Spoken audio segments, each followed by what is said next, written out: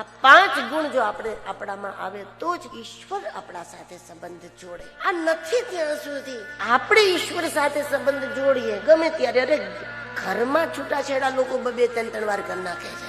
આપણું નક્કી ખરું આપણે ભગવાન સાથે સંબંધ જોડીએ અને ભગવાન સાથે ક્યારે છૂટાછેડા કરી લઈ કઈ નક્કી ખરું? આપણા 2 કામ ભગવાન નો કરે છૂટું થઈ જાય બધું. મંદિરે જવાનું બંધ કરી દે, માળા કરવાનું બંધ કરી દે, સુંદરકાંડ નો પાઠ બંધ કરી દે, આમ થઈ ગયું. હવે આપણે આ કઈ કરવું નથી. સંબંધ એ છે જન્મ જન્માંતર સુધી ઈશ્વર સાથેનો સંબંધ એ છે. ઈશ્વર આપણા સાથે સંબંધ જોડે એટલે કોઈ દિવસ ના તૂટે.